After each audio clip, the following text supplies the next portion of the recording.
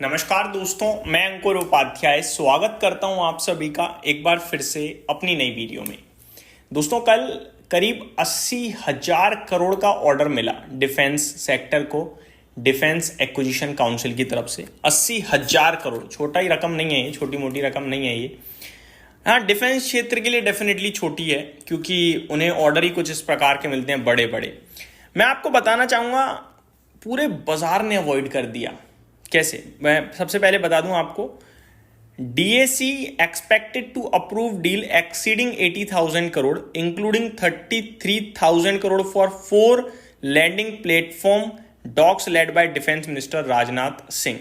खबर ये थी, ठीक है जी। तो अप्रूवल ऑलमोस्ट आ ही जाएगा, सबको उम्मीद थी।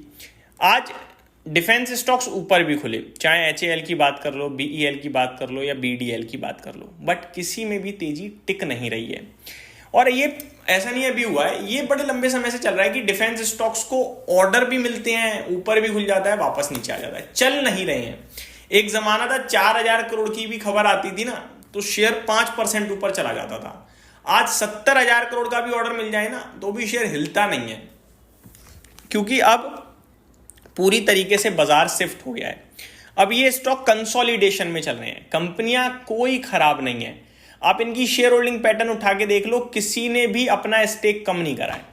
स्टिल सबसे कम पब्लिक के पास ही है, डबल डिजिट में स्टेक नहीं है पब्लिक के पास। इससे ज्यादा क्या बोलूं, किसी में 8 किसी में 10, इस तरीके से तो स्टेक है। बाकी सब प्रमोटर एफआईडीआईज लेके बैठे हुए हैं, ठीक है जी।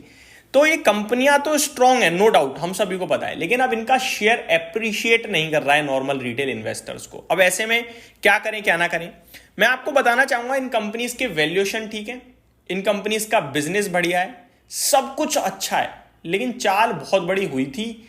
अब ये कंसोलिडेशन में, अब ये कब चलेंगे अभी किसी को नहीं पता है। आप कितनी भी कोशिश कर लो सोचने विचार करने की, ढूंढने की, पता ही नहीं चलेगा कब चलेंगे।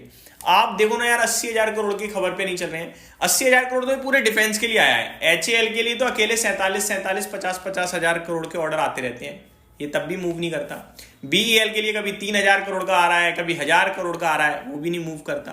और अगर गलती से मूव कर भी जाए गैप अप, तो अगले 2 दिन में वापस वहीं आ जाता है। नोटिस किया होगा आप सभी ने, आप तो लेके बैठे हो तभी वीडियो देख रहे हो। तो करें क्या, ये सवाल उठता है। सबसे पहले मैं आपको एक चीज पे फोकस करने के लिए कहूंगा, वो है अर्निंग्स। कंपनी तो स्ट्रांग है, शेयर होल्डिंग पैटर्न भी स्ट्रांग है। अर्निंग्स की बात करूं अगर मैं, तो लास्ट क्वार्टर क्या हुआ है, लास्ट क्वार्टर अर्निंग पूरी गायब हो गई है। एक होता है टॉप लाइन, एक होती है बॉटम लाइन। टॉप लाइन हम कहते हैं आय को, यानी रेवेन्यू को, और बॉटम लाइन हम कहते हैं प्रॉफिट को, पैट आफ्टर टैक्स को। पैट तो छोड़ दो, रेवेन्यू गायब हो गया। पर्टिकुलरली बीडीएल की बताऊं पहले, तो जो कंपनी मार्च क्वार्टर में 1,777 करोड़ का रेवेन्यू करते हुए दिखी थी और 147 करोड़ का प्रॉफिट, उसका जून क्वार्टर में रेवेन्यू मात्र 250 करोड़ रह गया और प्रॉफिट रह गया केवल 18 करोड़। और ये नंबर भी आपको अगर आप साल दर साल कंपेयर करोगे ना तो ठीक लगेगा, क्वार्टर ऑन क्वार्टर डैमेज हुआ था। अब सितंबर क्वार्टर में देखने वाली बात यह है कि कैसी परफॉर्मेंस आती है, क्योंकि क्वार्टर ऑन क्वार्टर भी बहुत छोटा बेस है और ईयर ऑन ईयर बेसिस भी छोटा ही बेस है। क्योंकि अगर मैं लास्ट ईयर के सितंबर की बात करूं तो 550 करोड़ का रेवेन्यू है केवल, और लास्ट क्वार्टर की बात करूं तो 250 करोड़ का रेवेन्यू है। ये तो हो गई बीडीएल की बात। केवल एक की कहानी नहीं है दोस्तों, ये तीनों की कहानी है। एचएएल की बताता हूं मैं आपको। मार्च क्वार्टर में 13,700 करोड़ का रेवेन्यू था और 3,977 राउंड फिगर में करते हैं 4,000 करोड़ का प्रॉफिट था। और आपको पता है जून क्वार्टर में कितना रह गया, जून क्वार्टर में रेवेन्यू 4,800 करोड़ का हुआ केवल, और प्रॉफिट 1,384 करोड़ का। इस कदर टूटा रेवेन्यू और प्रॉफिट। अब क्यों टूटा पता ही नहीं चल रहा, क्योंकि कंपनी पे काम तो बहुत है फिर भी रेवेन्यू नहीं आ रहा। क्यों, कैसे एग्जीक्यूट नहीं हो रही चीजें, क्या दिक्कत आ रही है, लेबर नहीं है क्या, पता ही नहीं चला कुछ। एक होता है आप पे रेवेन्यू इसलिए नहीं आ रहा क्योंकि आप पे काम नहीं है, काम तो इतना है कि एचएएल 5 साल में ना कर पाए, फिर भी नहीं बना, ठीक है। तो अब एक चीज जो मैं क्लोजली वॉच करूंगा वो है क्वार्टरली नंबर्स। अगर नंबर्स में मेरे को मजा आ गया तो फिर मेरे को लगता है कि कुछ मूवमेंट आना चाहिए, और नंबर में अगर डिसअपॉइंटमेंट हाथ लगी तो ये जो कंसोलिडेशन चल रहा है ना अभी तीनों में, इसका ब्रेकडाउन आएगा। अब तीसरे स्टॉक की बात करते हैं, BEL। कहानी सबकी सेम है दोस्तों।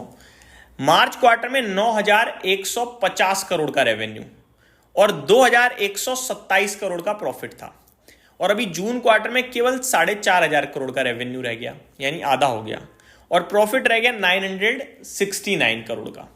तो तीनों की कहानी सेम है कि मार्च क्वार्टर से जून क्वार्टर में एक बड़ी डिप दिखी है हमें, स्पेशली रेवेन्यू में। क्यों दिखी, इसका जवाब किसी को मिला ही नहीं था। और मार्केट में तीनों स्टॉक्स की शेयर होल्डिंग पैटर्न मैंने चेक करी, किसी की कोई दिक्कत में नहीं है, तीनों स्ट्रॉन्ग बैठी हैं। तो इन्वेस्टर्स का भरोसा तो पूरा है, लेकिन शेयर्स अभी कंसोलिडेशन में है। इसमें अगर अर्निंग्स का सपोर्ट मिला तो ब्रेकआउट, अर्निंग्स से डिसअपॉइंटमेंट आई तो ब्रेक डाउन होने के चांसेस हैं। और जिस हिसाब से ऑर्डर्स आ रहे हैं या डिमांड है डिफेंस की, मेरे को लगता है ऊपर की तरफ के लिए ही अच्छे नंबर्स आने चाहिए। बाकी जब रिजल्ट्स आ जाएंगे उसके बाद ही डिसीजन लेंगे। तो ये मेरी तरफ से एक अपडेट थी, उम्मीद करता हूँ डिटेल्स पसंद आई होंगी। Thank you so much for watching this video, have a great day guys.